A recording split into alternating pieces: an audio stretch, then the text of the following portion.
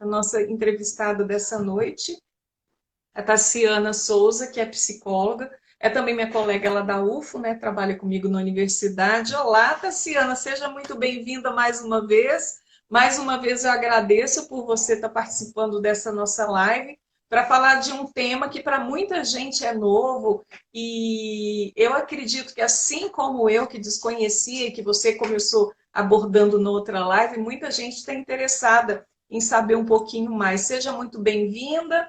Obrigada mais uma vez. E eu vou começar da pergunta básica, como eu sempre começo as minhas entrevistas, né? As minhas entrevistas. O que é terapia familiar sistêmica? Boa noite a todos, boa noite, Eliane. Então, acho que todo mundo tem essa curiosidade de saber, né? Como toda teoria, né, da psicologia, é difícil a gente limitar o conceito, né? A gente definir, a gente poder falar apenas um conceito do que é. Então, assim, é uma coisa muito ampla, mas de forma geral, é uma ferramenta, né, terapêutica que vai trazer à luz alguns conhecimentos acerca de um sistema que a pessoa é inserida, né? Nós vamos falar um pouquinho sobre isso aqui. E a partir daquilo, né, a partir daquela imagem que a pessoa vai ter de onde ela está inserida, ela vai poder dar alguns passos em busca de uma solução positiva para a vida dela. Então, de repente, ela sente que ela não está. Ela vive, mas ela sente que tem alguma coisa estranha acontecendo, emaranhamentos, problemas, né, repetições de coisas familiares, e a partir daquela ferramenta que a gente utiliza, tem várias formas, né, de a gente fazer esse trabalho. A partir dessa terapia, vem à luz um monte de questões, e aí a partir disso pode ficar um pouquinho mais leve e a pessoa entende qual é o passo que ela precisa dar na vida dela. Então, basicamente isso, é uma ferramenta mesmo, é um instrumento para poder trabalhar com as pessoas, né, na busca aí do autoconhecimento, né, da melhoria contínua e tudo mais. A terapia familiar sistêmica é nova? É uma terapia nova? Então, é interessante essa pergunta, porque ela ficou mais difundida, né, a partir do Bert Hellinger, que é quem eu estudei mais aprofundadamente, né, que é o Bert que ele faleceu ano passado. Então, ele é de 1925 e é ele que criou as constelações familiares. Como ele é alemão, a nossa tradução ficou um pouquinho diferente, né? E no Brasil a gente conhece como constelação familiar. Mas não veio a partir dele, né? Ele estudou essa teoria da constelação familiar é dele, mas a terapia familiar sistêmica já vem de um tempo. Então temos grandes teóricos como a Virginia Satir, né, que ela é uma grande pesquisadora em comunicação, que ela trabalhava com esculturas familiares. Então ela começou a difundir isso. O Bert também baseou o trabalho nele no psicodrama. Então, temos grandes autores aí dessa parte de grupos, né, de trabalho em grupos. Então, foi tudo fonte aí para o trabalho, que é qual eu estudei mais, né, que eu posso falar com mais propriedade, que é a parte do BERT. Então, assim, de uma certa forma, difundiu mais agora, né, de um tempo para cá, porém, as bases desse estudo são mais antigas. Até mesmo também da parte da fenomenologia, né? Porque ela parte também de um devir, de um fenômeno, né? Então tem uma base filosófica também que vem da fenomenologia também. Então já são bases mais antigas. Queria também cumprimentar o professor Helder do IFTM, que está nos acompanhando aqui, muitos professores também da universidade, do IFTM, nos acompanhando. Um abraço para o Vando. Por que que você fala sistema, Tassiana? Por que terapia familiar sistêmica? O que seria o sistema? Então, o sistema é tudo aquilo que está conectado àquele indivíduo. Então, o indivíduo ele vem de algum lugar, ele vem de um pai, de uma mãe, que por sua vez esse pai e sua mãe vem de um pai e de uma outra mãe. Então, é uma cadeia gigantesca. Então, esse indivíduo, ele não simplesmente aparece no mundo, ele está conectado a uma série de acontecimentos. Então, antes dele nascer, imagina o tanto de coisa que aconteceu. Então, mesmo aquela pessoa, né, que foi cuidada não foi cuidada, né, pelos pais, que a gente fala pais biológicos, né? Mesmo assim, ela está conectada com aquela história. né? De quem geriu aquela pessoa, né? De quem eu falo que às vezes são histórias profundas que se a gente for voltando no tempo e perguntando, indo atrás para saber, a gente entende a cadeia que está por trás da gente, né? Então, assim, é todo um sistema.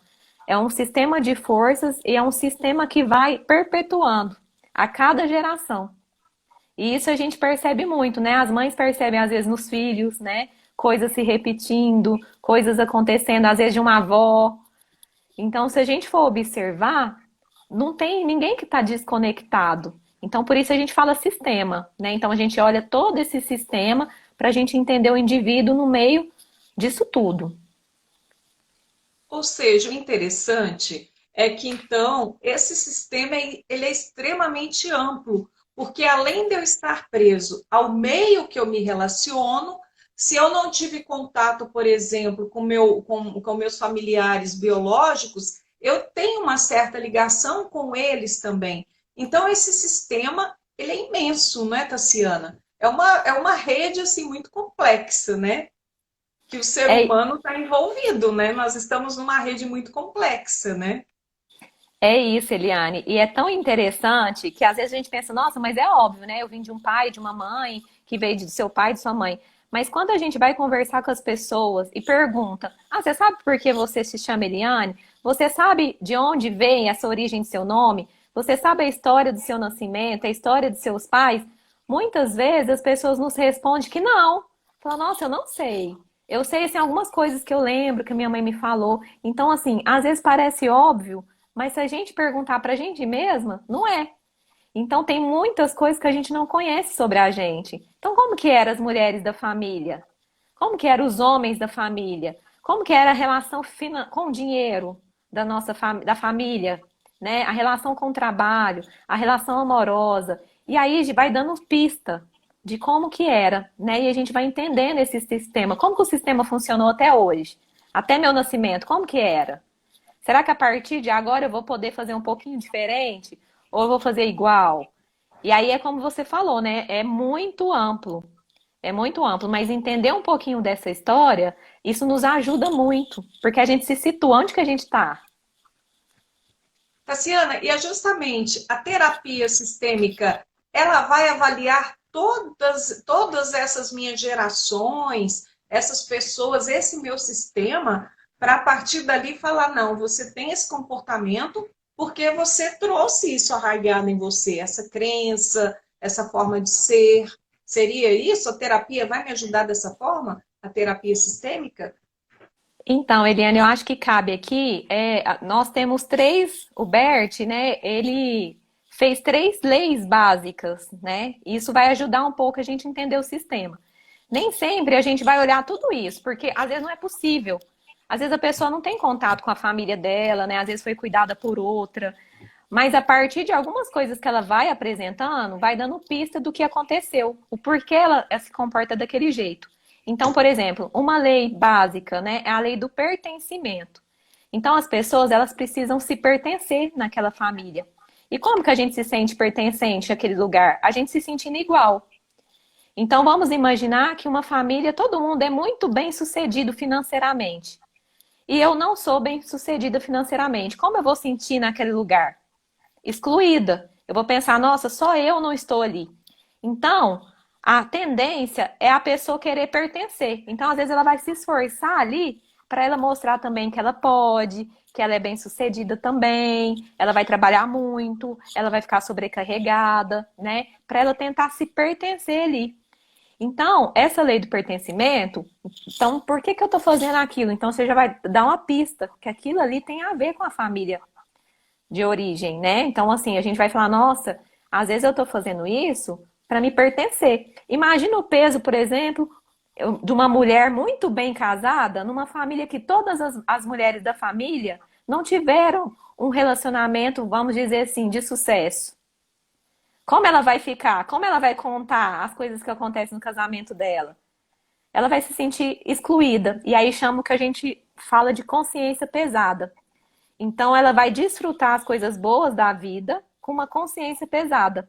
Aí é aonde, às vezes, ela se boicota. Ela vai fazer coisas para destruir aquilo que ela está vivendo. Porque para ela é muito pesado ela viver uma coisa tão maravilhosa se ninguém até então viveu. Então, às vezes, nenhuma mulher da família viveu. E aí ela começa a fazer coisas que às vezes ela fala, nossa, eu não sei por que eu fiz isso. Eu estava numa viagem maravilhosa e de repente eu arrumei uma briga naquela viagem para estragar realmente. Por quê? Porque às vezes ninguém viveu aquilo. Então a gente se sente com a consciência pesada, né? A gente chama de consciência leve quando a gente faz igual. Igual a todo mundo da família. Mesmo sendo uma coisa ruim, a gente se sente consciência leve. E consciência pesada quando a gente faz alguma coisa muito diferente. Então isso é a lei do pertencimento. Então já dá um pouquinho para entender como é profundo esse trabalho, né? Muitas vezes a gente faz tentando sentir ali que a gente faz parte da família. E aí qual que seria a solução nesse caso, né? A gente se sentir vista naquela família, mesmo que um pouquinho diferente. Então eu faço parte da minha família, mesmo que eu faça um pouquinho diferente dela.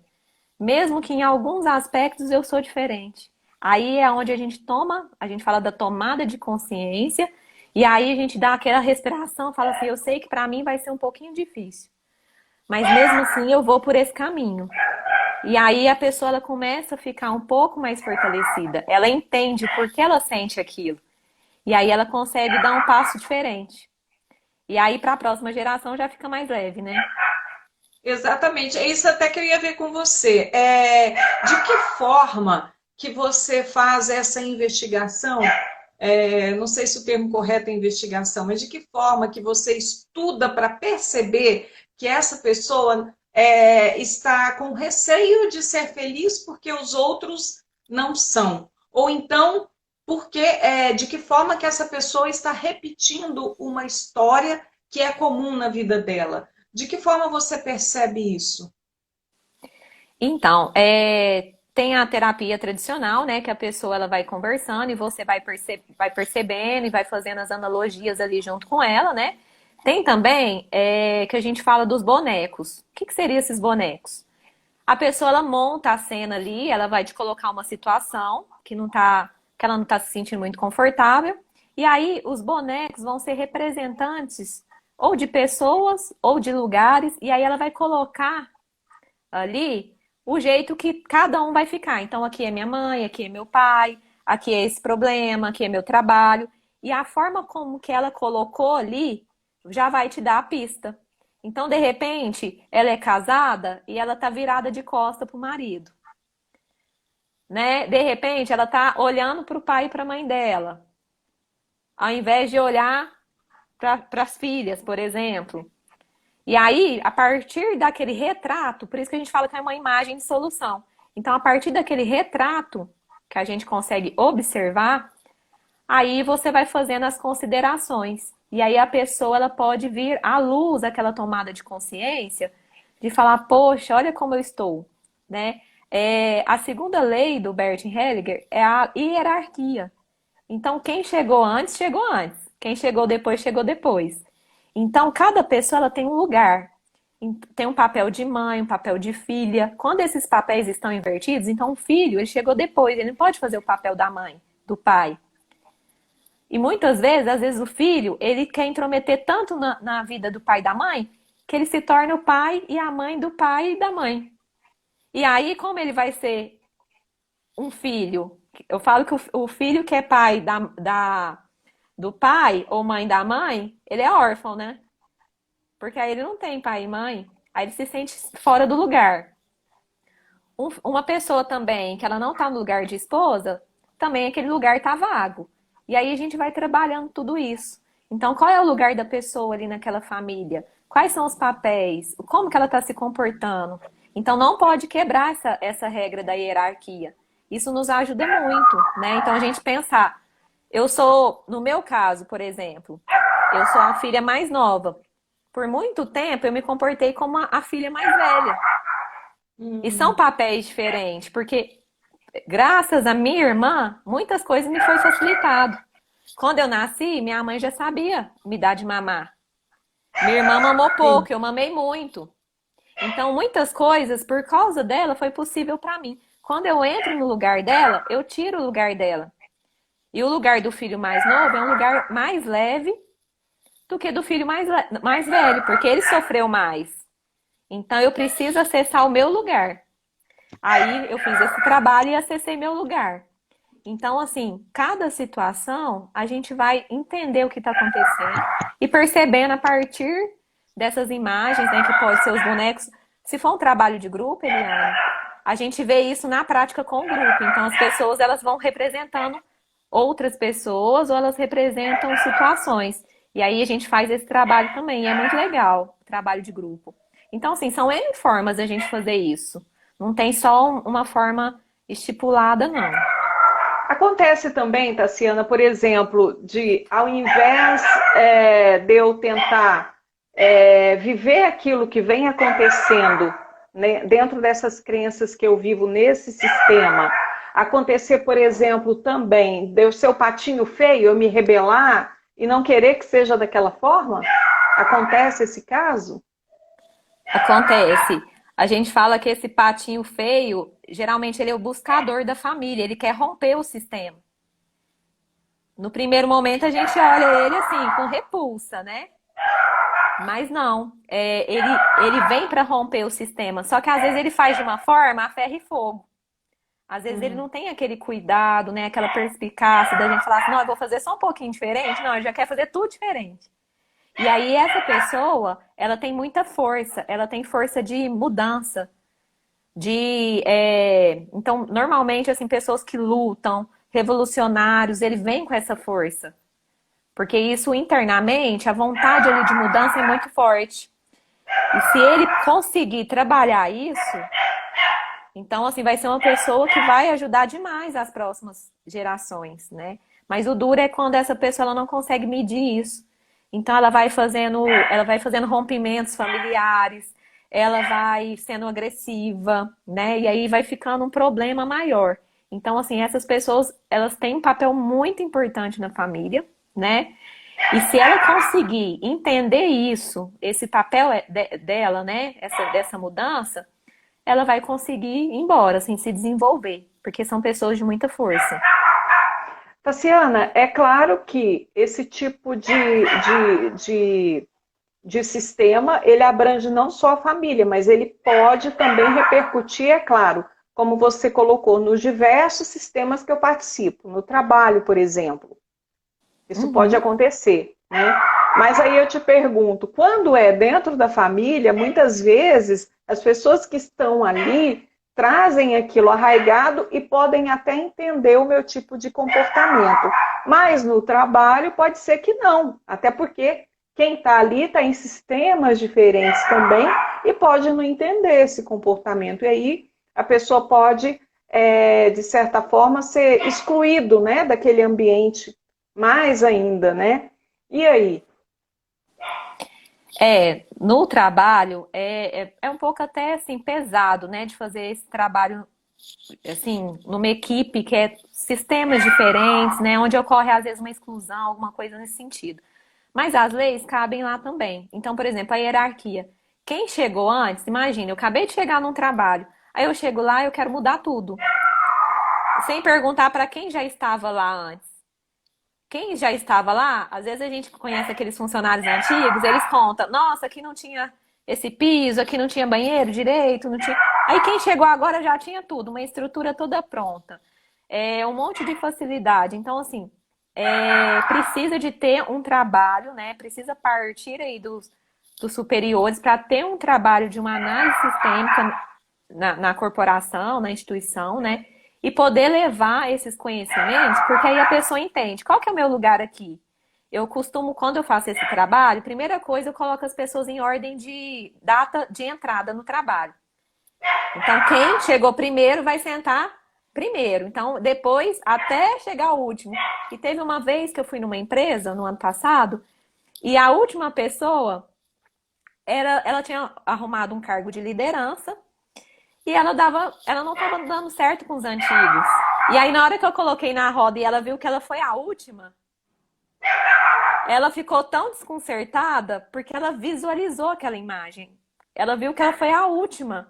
E ela queria fazer tantas mudanças em curto tempo, que aí ela não conseguia ir para frente ali no trabalho, né? E aí a gente foi fazendo esse trabalho, né, com ela para ela entender qual é o papel dela.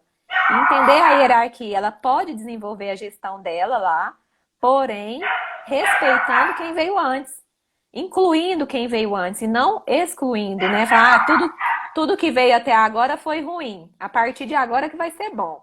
Com a minha gestão, né? Às vezes tem esse pensamento. Então, assim, esse trabalho, né, tem que ser feito também nas empresas, e aí vai trabalhar o pertencimento, a hierarquia e o equilíbrio. E o equilíbrio é a terceira lei. Então, o dar e o receber tem que estar equilibrado. Numa empresa, tanto o salário, né? Eu não posso receber pouco e dar muito. Aí, para equilibrar, ou a gente tem que receber mais, ou dar menos, né? Então, assim, tudo tem que ter esse equilíbrio também. As únicas relações que não vão ser equilibradas é de pais e filhos, porque sempre os pais vão dar mais, e de professores e alunos. E quando que vai equilibrar? Quando os filhos se tornarem pais ou se engajarem em projetos, né? E quando passar a vida adiante, então vai equilibrar o que eles receberam. E no caso dos professores com alunos, quando esses alunos se tornarem profissionais e tudo mais. Então, assim, fora isso, tudo tem que estar equilibrado. O equilíbrio, ele é assim, né? Às vezes um vai dar um pouquinho mais, mas ele é uma constância. Então, um dá um pouquinho mais, o outro dá um pouquinho menos, mas nunca pode ficar assim, ó. Porque aí a relação acaba. Então, no trabalho, a gente tem que identificar essas três coisas também. Tassiana, na vida de casado também, né? Como trabalhar esse tipo de terapia sistêmica num casal, por exemplo, que está tendo uma certa incompatibilidade, que é muito natural, porque como você colocou, né? Somos de sistemas diferentes, e a partir do momento que estou junto com o outro, esses sistemas podem não ser compatíveis, eu posso carregar crenças, eu posso carregar algumas manias que, é claro, não vão agradar o outro. E aí? Se torna mais difícil? O relacionamento de casal hoje, assim, a gente tem bastante dificuldade, né? Justamente por isso, porque cada um vem de um sistema familiar. E a gente chega querendo apontar o dedo pro sistema do outro, né? O meu tá certo, tem que valer a minha vontade. E aí, como é esse trabalho? Primeiro você tem que respeitar aquele sistema veio antes de mim. Então, primeiro eu vou ter que respeitar isso, né? E aí, quando você chega numa relação de casal, os dois chegam na mesma hora. Então, não tem hierarquia. Não tem um que chega primeiro. Independente da história, toda a história, os dois chegaram junto. O beijo é mútuo, né? O olhar é mútuo. Então, não tem hierarquia. Então, não tem um mais poderoso na relação do que o outro. Então, esse é o primeiro ponto, né? O segundo ponto é a questão do equilíbrio. Então, precisa de observar, né? Se eu tô dando demais, às vezes já aconteceu assim, a pessoa ela dá demais, ela faz tudo. Ela trabalha em casa, ela cuida dos filhos, ela passa, ela lava, ela trabalha. E aí ela fala, nossa, eu tô, assim, tá ruim meu relacionamento. Então vai ter que dar menos. Então tem que dar um pouquinho menos para essa relação, para tentar equilibrar, né? Então a gente aplica essa lei também. Essa questão que você falou, né, desse sistema, o casal ele não pode um intrometer no sistema do outro. Então, o seu sistema você resolve e do meu eu resolvo. Porque se você entrar, você rompe toda uma cadeia, porque você é de fora. É igual quando fala assim, você tá falando mal de alguém da família, né? Aí o outro pega e vai falar. Você fala, opa, peraí, você não, eu posso falar, você não. Porque eu faço parte. Hum. Então, é um pouco disso, né? Tem que respeitar o sistema do outro, não intrometer, apoiar, ouvir, né? Mas não intrometer. Tem até três palavrinhas que falam no relacionamento, né? Que a gente costuma orientar a pessoa a falar, né? É o sim e o obrigado, por favor, né? Então, sim, você é o homem certo pra mim. Sim, você é a mulher certa pra mim. Obrigada, né? Obrigada por fazer parte da minha vida. Por favor, me olhe com carinho quando eu falhar. Me olhe com carinho quando eu fizer diferente. Então é um pouco disso, né? A união ali do casal, ela vai precisar de ir mantendo o equilíbrio e de ter uma aceitação do sistema que o outro vem. A imagem que me vem aqui na mente agora é assim: imagina uma discussão de casal. Aí tá um casal aqui, aí aqui vai as memórias da infância, de como o pai e a mãe fazia, de como quem cuidava, a avó fazia. E pro outro lado também, imagina o tanto de gente nessa discussão, ali, no mundo interno. Então, se não tiver essa preparação e esse entendimento, às vezes vai ficar muito penoso. E não precisa ser penoso, pode ser leve, né? Então, assim, as pessoas podem procurar ajudas, leituras, lives, né? Para poder fazer um pouquinho diferente e olhar para a história de cada um com carinho. Então, eu posso olhar para a história dos meus pais com carinho. Eu posso ter uma vida mais leve, em honra deles. Então, eu vou fazer em homenagem a eles. Tudo que a gente pode fazer por quem cuidou de nós é honrar. Então, às vezes a pessoa pensa assim, nossa, eu vou trabalhar para me conseguir dar isso, dar aquilo para meu pai, para minha mãe, mas eles não querem nada disso. Eles querem que a nossa vida dê certo. Então, isso é o suficiente para um pai e para uma mãe. Eles não querem outra coisa. Então, assim, um pai e uma mãe quer que a gente vá embora, que a gente deslancha, né? Que a gente consiga resolver nossos problemas. Então, é nisso que a gente precisa focar. E as outras coisas, em consequência, a gente vai se ajeitando. Então, no relacionamento de casal, é um pouco disso. E aí, por consequência, os filhos desse casal vão aprender com eles. E aí já vão se tornar mais leves, automaticamente. E assim vai indo, né? Por isso que a gente sempre fala, cada geração vai melhorando um pouquinho. E a gente tem que saber esse peso dessa responsabilidade, né? Assim, da gente poder olhar um pouquinho para nossa vida, para nossa história, né? O casal, principalmente, porque a família começa no casal. Então não é uma coisa simplesmente, vou estar aqui, vamos ver como é que vai ser. Não é uma brincadeira, né? A família ela começa ali. Não tem uma. Pode ser a história que for. A vida começa no casal. Então, Tassiana, como você colocou, a partir do momento que esse casal toma uma postura diferente, ou que eu tomo uma postura diferente, aquela bagagem que eu tinha até então, que eu vinha carregando em relação a padrões, a comportamentos, ela vai ficando no meio do caminho, né? E aí a gente que muitas vezes tem tendência à repetição, a gente vai, a partir dali, mostrando um novo caminho para quem vem depois, não é? é isso mesmo. E aí, Eliane, o caminho, assim, às vezes, eu falo assim, que é igual pular andar, sabe aquela brincadeira amarelinha antiga? A gente vai Sim. avançando algumas casas, mas tem hora que a gente tem que voltar algumas casas para trás. Porque como a gente já tem uma tendência de fazer de um jeito, às vezes eu vou fazer um pouquinho de outro, em algum momento eu vou voltar para trás. E não tem problema, não é um erro. É simplesmente algo natural.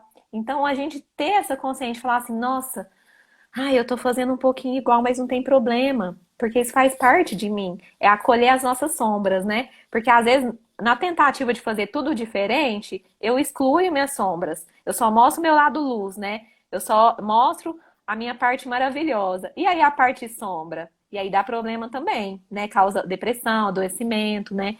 Então, nesse caminho aí de fazer um pouquinho diferente, igual você falou, a gente vai acolhendo as sombras. Não tem problema eu fazer de vez em quando igual. Não tem problema, porque eu faço parte dessa família. Eu vou fazer um pouquinho diferente, mas só um pouquinho. Eu posso fazer muitas coisas iguais, né? E aí a gente vai aprendendo, por exemplo, o que que eu vou aproveitar da minha família? Minha família é muito boa nisso. Então eu quero explorar isso, porque provavelmente eu também vou ser boa nisso. É igual as profissões que vão se repetindo, né? É bonito a gente ver. Às vezes o pai passou por filho, que passou por filho, que passou. Porque aquilo ali tem uma força histórica ali muito grande. É uma confiança a mais. Falar, não, todo mundo da família mexe com isso. Você fala, não, então esse profissional é bom. Por quê? Porque tem força ali. Então, às vezes a gente precisa de ir entendendo. Nisso aqui eu vou ter que fazer um pouquinho diferente. Nisso aqui eu vou fazer muito igual, porque já deu certo pra minha família. Então vai dar certo pra mim também.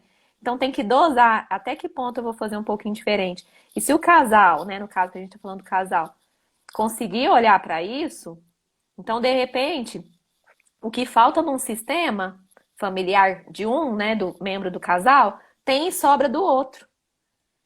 Então, às vezes, por exemplo, é um sistema familiar de uma mulher que as mulheres nunca se separam. E às vezes está com um homem que todos os homens se separam. Aí eles se conectam, porque o que está faltando nesse aqui, que é permanecer junto, tá em excesso aqui. E aí aquilo ali vai causar a conexão daquele casal. Então, se aquele casal toma essa consciência e entende isso, vai falar, nossa, aqui, ó, nós dois podemos fazer diferente. E aí vai fluindo, né? As coisas vão fluindo naturalmente. Olha, eu vou fazer os comentários, repetir os comentários aqui do pessoal que está nos acompanhando. A Mara Bessa, Eliane Tassi, que papo agradável. Realmente, gente, está sendo uma terapia, viu? Esse papo com a Tassi, eu acho que eu vou marcar mais lives com a Tassi toda semana, que a gente vai fazendo terapia junto aqui, ó. Vou ser esperta, viu? O Léo,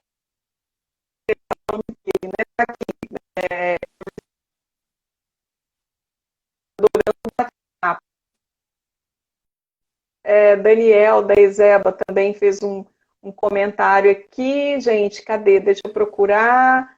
Deixa eu procurar. Gente, eu sou muito ruim para procurar alguma coisa aqui. Calma aí. Tenham paciência. É da geração antiga aqui, tá, gente? Calma.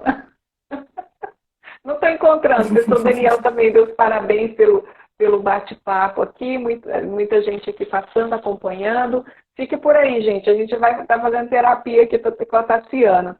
Tassiana, olha só. O resultado desse tipo de terapia, quando absorve a terapia sistemática familiar, é mais rápido do que na terapia individual ou aquela terapia mais, não vou dizer tradicional, né, mas aquela que você, eu não sei se convencional, tradicional, não sei o termo correto.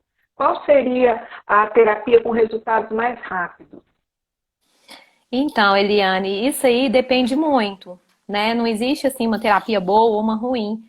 São Uhum. circunstâncias, né? Porque de repente o profissional ele precisa de ter uma conexão com o cliente, né? Ele precisa estabelecer um vínculo. Então, de repente, aquele terapeuta é de uma abordagem que trabalha maravilhosamente bem, mas aí ele não conseguiu estabelecer o vínculo com aquele Sim. paciente, né? E aí ele vai precisar, o paciente, né? A pessoa, o cliente, vai precisar de procurar um outro profissional. Então, tem algumas terapias que são melhores indicadas dependendo do caso, né? Então, isso acontece. Às vezes, uma fobia, uma coisa muito pontual, às vezes a terapia cognitivo-comportamental, né? Mas em linhas gerais, eu costumo dizer assim para a pessoa ir pelo feeling. Eu senti afinidade, eu vou tentar. E aí, aquele profissional, se ele perceber que aquela pessoa precisa de um outro tipo de terapia, ele indica, né? Eu sinto assim mais tranquilidade de falar dessa forma do que falar, esse caso é isso, aquele outro é aquilo, né?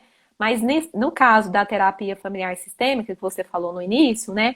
Muita gente tem essa percepção da rapidez por conta dessa imagem, às vezes, que vem de solução. Então, como é uma terapia que ela permite você ir contando um pouquinho da teoria para a pessoa, ela vai fazendo as suas análises ao longo do dia, né? Então, assim, mesmo que saiu ali da terapia, ela vai continuar com aquilo vai seguir com ela. Então, às vezes, o processo é encurtado, mas é claro que depende da abertura também da pessoa que está ali, se ela está realmente ela está disposta àquilo ali, né? E aí as coisas vão fluindo de uma maneira mais rápida. É, depende muito, muito mesmo. É muito assim, muitos fatores, né, que estão em jogo nessa questão do tempo. Até porque às vezes vão surgindo outras questões, né? Às vezes a pessoa chega com uma questão inicial, tô com problema no relacionamento. Aí resolve ali, mas de repente depois ela quer olhar para uma outra questão. Ela quer olhar para uma questão do trabalho. E aí vai indo e a pessoa vai permanecendo. Mas não porque não resolveu o problema, mas porque ela quis olhar. Eu falo que é um caminho sem volta, né? O autoconhecimento é tão bom que depois você não quer sair mais da terapia, né? Às vezes o Sim. cliente até arruma um problema para ficar, para não ter alta. Tassiana, a terapia sistêmica, ela acontece individualmente ou em certas ocasiões ela pode envolver toda a família? Ela acontece individualmente, mas pode também envolver a família, né? Vai muito do profissional. A Virginia Satir, né, que eu até comentei que ela fazia escultura familiar, ela começou nesse trabalho, então ela fazia um retrato da família. Então ela falava, traz sua mãe, traz seu pai, e depois ela fazia uma moldura ali do que acontecia naquela sessão, e aí ela ia analisar junto com o cliente. Então, o trabalho mesmo dessa questão familiar, ela teve essa origem de levar a família. Mas aí, por uma série de motivos, isso foi se perdendo, né? Porque não necessariamente a gente consegue levar todo mundo, né? Mas tem esse formato, sim, né? De levar a família, de trabalhar a família junto. Eu já tive a oportunidade de atender famílias, é um trabalho muito lindo, né? Às vezes você precisa de levar aquela família e levar mais pessoas para representar aquela família, para poder visualizar, para poder dar a imagem ali para aquela família. Aí a família entende. Então já teve um caso, às vezes, da família ficar todo mundo juntinho, assim, na imagem. Colocar os bonecos todo mundo juntinho. Aí ninguém sabe quem é o pai, quem é a filha, quem, porque tá tão assim, emaranhado. Aí a gente vai fazendo o trabalho junto com a família para sair um pouquinho desse lugar, desse nó, né? E poder cada um assumir seu papel. Quando a gente está no nosso lugar, Eliane, a gente tem força. E a parte mais difícil é a gente encontrar o nosso lugar. Porque tudo é muito confundido, a gente tem uma cultura muito arraigada, né, que vai nos confundindo um pouco dessa questão assim de papel, né? Então, no trabalho familiar, a gente tem conseguido fazer tudo isso. É uma das vertentes, sim, do trabalho. Eu quero aproveitar e mandar um beijo aqui para Rita de Cássia Dantas, ela é uma amiga minha lá do Rio Grande do Norte, que legal, ela é da área de saúde também. Beijo para você, Rita. A Ana Cauí estava aí também, Tassiana, estava nos acompanhando aí. Tassiana, muitas vezes quando a gente fala terapia sistêmica, a gente associa isso, pode associar a questão de religião. E não tem nada a ver com isso, né?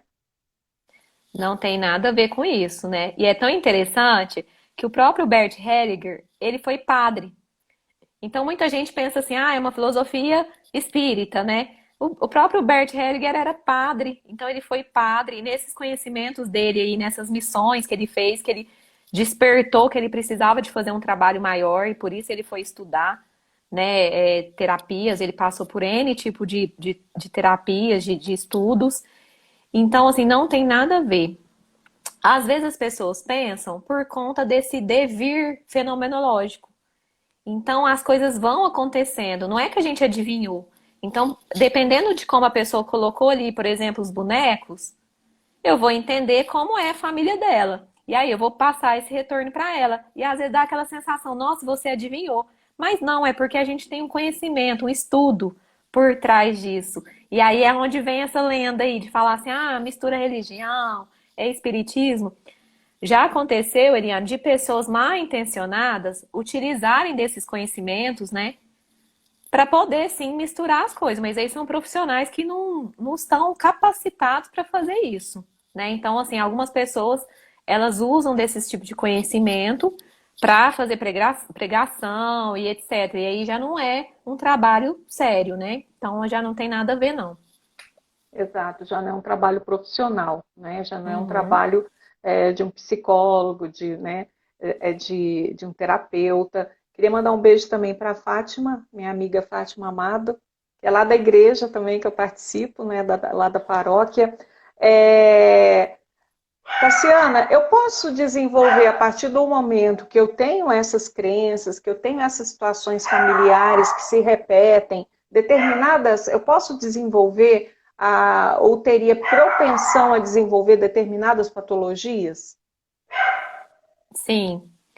Até nós temos um instrumento, né? O instrumento não é específico, né, da terapia sistêmica familiar, mas a gente usa muito, que é o genograma, né? Então, o genograma, quando a gente faz ele, a gente vê até as doenças que as nossas famílias já têm uma predisposição, seja doença psicológica, né? Depressão, por exemplo, diabetes, hipertensão. Então, a gente consegue enxergar a família ali. Isso é muito trabalhado na atenção primária de saúde, né? O genograma. Porque aí a gente consegue entender o que aquele indivíduo tem mais chance de ter, né? Então, assim, a partir daquele genograma, da gente olhar isso, se a gente tiver essas informações, que nem sempre a gente tem, né, disponível, isso é interessante, porque dá para fazer um trabalho preventivo. Então, sim, é possível a gente ver algumas coisas que a gente já tem uma predisposição a desenvolver. Normalmente, até na vida comportamental, os caminhos que já foram escolhidos pela nossa família é mais fácil. Então, por exemplo, uma mãe e um pai, né, que trabalham no serviço público, por exemplo. Aquele filho, ele enxerga esse caminho com muita facilidade. Enquanto alguém que vem de outra família, às vezes vai ter muita dificuldade. Dificuldade de acessar o material, dificuldade de saber como estudar, dificuldade de passar no concurso. Enquanto aquele outro indivíduo que já está na família, ele vai ter mais facilidade, porque já conhece o caminho. Então, muitas vezes, a gente não conhecendo o caminho, a gente vai tentando, a gente dá cabeçada, que a gente fala, né? Porque são caminhos que a nossa família ainda não tiveram, não descobriram ainda. Exato. A gente percebe isso muito, como você colocou, na carreira de medicina, na carreira de direito, no militarismo, né? Você vai numa escola militar, geralmente os pais foram militares, os avós, né? E aí você vê essa repetição, talvez porque o caminho não que o caminho para que seja burlado, não, mas é porque ele vai ter essa facilidade, ele vai ter um material para estudar, né? Ele vai ter um ambiente, né? Quem fez, por exemplo, uma medicina, o pai já tem uma clínica, né? O outro que o pai já tem um escritório de advocacia, então isso torna mais fácil para que ele siga aquela carreira. Mas isso também não quer dizer, né, Tassiana, que ele vai ser um profissional feliz seguindo a carreira de que foi porque o familiar seguiu, né? De repente pode ser que ele queira sair daquela repetição, não é? Sim. Essa pessoa da família, né? É, que tipo de sentimento, Tassiana, eu posso trazer em relação ao meu passado que pode atrapalhar o meu presente? É um sentimento de julgamento. Então, por exemplo, eu olhar para trás, apontando o dedo e falando, é por causa que minha mãe e meu pai não fizeram isso para mim, aquilo vai me atrapalhar. Porque, peraí, eles me deram a vida. Eu quero mais o quê? Cuidaram de mim. Então, assim, esse sentimento de olhar, de apontar o dedo e de ficar julgando e de falar assim, eu não aceitaria isso, eu faria diferente. A gente ouve muito isso, né? Fala assim, nossa, como que fulano passou essa situação? Eu nunca passaria. E aí, quando a gente olha ali para trás e julga, a gente perde força. Porque quando eu aponto o dedo, eu tô diminuindo. Só que aí eu esqueço que 50% meu é da minha mãe e 50% do meu pai. Aí eu tô falando mal de quem? De mim mesma. Aí como que eu vou para a vida? Sem força nenhuma. Aí a chance de fazer até pior na vida, de sofrer, é muito grande. Então eu tenho que olhar entendendo que eles fizeram o que pôde. A nossa história, o nosso passado, ele é como é. Então, a partir disso, para mim foi facilitado. Então, o sentimento que a gente tem que olhar para trás é de gratidão. Então, todo sentimento fora isso, uma coisa mais aversiva, mais agressiva, né, que às vezes a gente vê muito assim, né, as pessoas elas se revoltam às vezes contra os familiares, né? Até histórias assim bem doloridas mesmo de abandono, etc. Isso não é bom, não é bom. Aí tem um fenômeno, Eliane, que chama amor cego. O que é esse amor cego? Então vamos imaginar um cenário bem crítico, né? De uma mãe que abandonou o filho porque ela estava em numa ocasião de dependência química, né? Ela precisou se ausentar. E se esse filho vai para a vida com essa revolta, com essa história, com isso arraigado, o que que vai, como essa pessoa vai poder amar a mãe? Como ela vai amar a mãe? Que a mãe ela só tem coisas ruins para falar dessa mãe. Aí vem o amor cego. Eu vou amar fazendo igualzinho. Eu vou amar sendo igualzinho a minha mãe. Aí é onde aquela pessoa ela pode também fazer o mesmo caminho. Às vezes ela vai rejeitar um filho, né? Às vezes ela vai para um caminho parecido, né, de dependência química. E aí a partir daquilo, ela pode amar. Ela fala: "Nossa, agora eu posso amar porque eu sou igual". Então, se ela consegue fazer esse trabalho de entender, poxa, né, foi o que foi possível naquele momento, né? Isso fez parte, isso faz parte de mim. Aí ela vai poder olhar para essa mãe com carinho. Aí ela não vai precisar amar ela desse jeito, que a gente fala que é o amor cego. O amor cego é aquele que eu preciso ser igual, porque eu não podia amar de outro jeito. Ou seja, eu vou dar, é como se eu fosse dar aquilo que eu tivesse recebido. Seria mais ou menos isso, Tassiana? É, mais ou menos, né? Então, por exemplo, nessa situação hipotética, né, que eu trouxe, a pessoa ela vai poder ir para a vida do jeito que ela quiser, do jeito que ela puder ser. Mas se ela só tiver histórias negativas do pai e da mãe, né, no caso da situação. Se ela olhar para essa mãe, porque imagina uma família inteira falando mal dessa mãe. Aí ela vai falar assim: nossa, eu não posso achar minha mãe bonita. Às vezes ela vê uma foto, acha a mãe bonita, mas ela não pode falar, porque senão a família fala: não, você não sabe quem é sua mãe. Sua mãe não é isso que você está pensando, não. Fica tão abafado aquele sentimento que o único jeito dela amar a mãe é sendo igual. Não tem outro jeito, porque ela sabe, a criança sabe o que ela tem que falar, o que ela não tem. Aí, quando a gente tem acesso a essas crianças, a essas famílias, né, que às vezes vêm de uma forma não muito segura, confortável e tudo mais, saudável, a gente faz até, às vezes a gente faz brincadeira assim, por exemplo, o leite, aí a gente ensina quem tá cuidando falar, vai tomar o leite. Então a gente vai colocar o leite, o Todd, então o leite é a mãe e o Todd é o pai. Agora você bebe, o papai e a mamãe tá dentro de você. Ele tá longe, mas ele tá dentro de você. E aí você fala, nossa, tá dentro de mim, então ele tá aqui dentro. Aí a pessoa se sente preenchida, ela não se sente abandonada. Então a gente vai fazendo esse trabalho de preenchimento. É claro que ela vai entender o que aconteceu e tudo mais, mas ela não vai ter a necessidade de ficar parecida, porque ela vai poder sentir aquele carinho, né? A gente fala que um filho ele nasce de algum momento ali de amor, né? Mesmo que seja 30 segundos, mas aí acontece. Então, assim, ela vai poder achar essa história dentro do coração dela, e aí ela vai poder ser ela mesma. Porque muitas vezes o que acontece me preocupa muito. Às vezes essas histórias assim que não são tão legais e tudo, quem tá ali por perto acha aquilo tão assim, às vezes absurdo e às vezes é mesmo. E aí fala tanto, tanto, tanto, tanto, que aí a criança, ela tem aquilo dentro dela. É no DNA, não tem como tirar, não tem como você ter outra mãe, você só tem uma mãe e um pai, independente do que aconteceu. E aí como que vai ser a vida dela? Como que ela vai nutrir aquele amor por ela mesma? Que a gente aprende a amar o pai e a mãe, a gente aprende a amar a gente mesmo. Porque a gente é o pai e a mãe,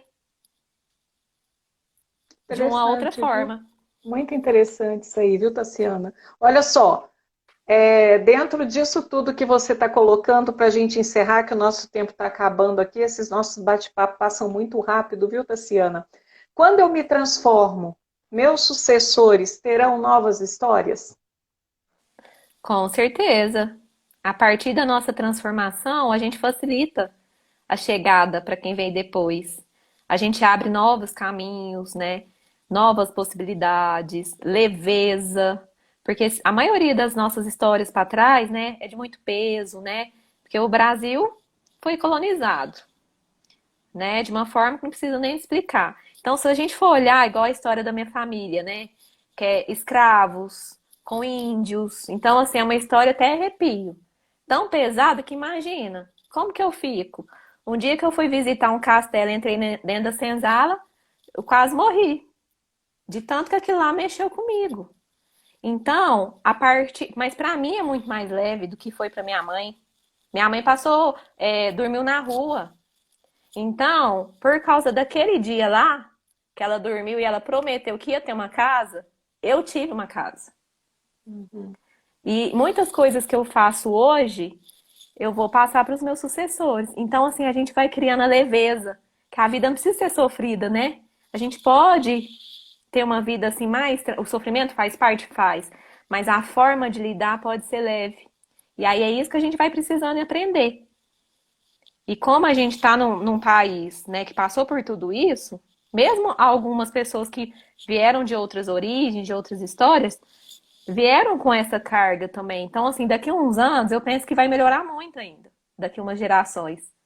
Porque as pessoas estão acessando esses conteúdos, as pessoas estão melhorando, se autoconhecendo, né? Quando eu atendo criança e a criança dá umas falas assim, de entender como são as emoções dela, de aprender a se comunicar com as pessoas, aí você fala, aí, tá vendo? Tanto que vai ser diferente para essa criança, porque é coisa que a gente não aprendeu. Tassiana, você tem esse conhecimento do que foram seus antepassados, como você colocou, escravos, indígenas. E quando eu não tenho? Por exemplo, eu não sei. E aí, mesmo assim, eu carrego isso? Mesmo assim, carrega. Então, às vezes, a gente não sabe dar o nome, mas a gente tem a sensação.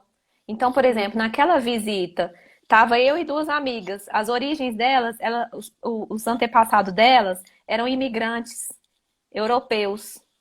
Elas não sentiram nada. Então, naquele momento ali, eu senti. Então, mesmo que eu não soubesse, eu ia saber que tinha um link com aquela história. Às vezes, coisas que você, por exemplo, muita gente se torna um advogado porque teve muita injustiça na família. A meu caso, né, psicologia, porque teve muito adoecimento na minha família. Então, a gente vai começando a entender, mesmo que a gente não sabe exatamente o que que é, isso também não é tão importante saber detalhes. Se souber, é Uhum. ótimo, mas se não souber, a gente vai entendendo o porquê. O que que eu gosto, o que que eu me conecto, quais as histórias que mexem muito comigo.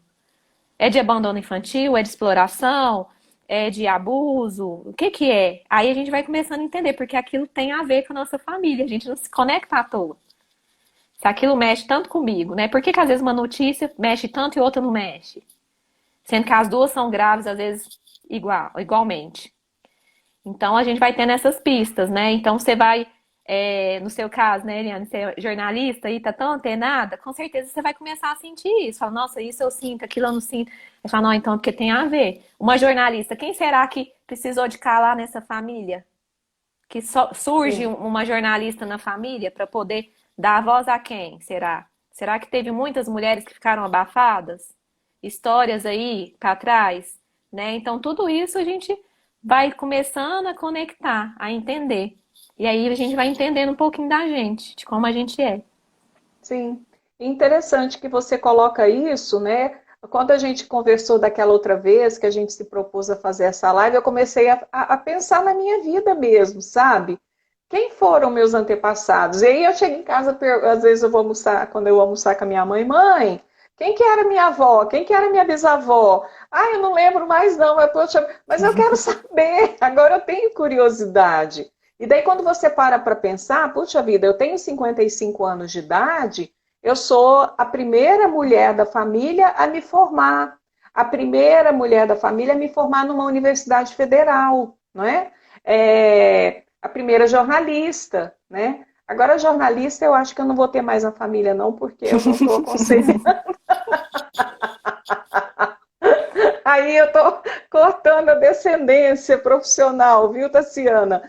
Mas é isso que você falou, sabe? Até de eu conhecer onde eu estou, por que eu estou aqui e se eu estou carregando isso que veio lá de trás, né? A questão de muitas vezes, como você colocou, né? Por que relacionamentos não dão certo? Porque as histórias de repente você pode ter vivido isso, né? E você vai ter que se curar, entre aspas, mas Uhum. descobrir, né, por meio dessas terapias, tudo para você poder ir lá para frente, né, para que meus filhos pensem diferente, para que meus filhos façam diferente, né? E muito bacana, viu, Tassiana? A gente vai ter que marcar lives, infelizmente, ou felizmente, para eu me descobrir mais e o pessoal aqui também. Muito bom, adorei mais uma vez. Muito obrigada pelo seu carinho, por ter aceito o convite mais uma vez. E eu me ponho aqui mais uma vez à disposição para a gente estar conversando sobre esses temas, né?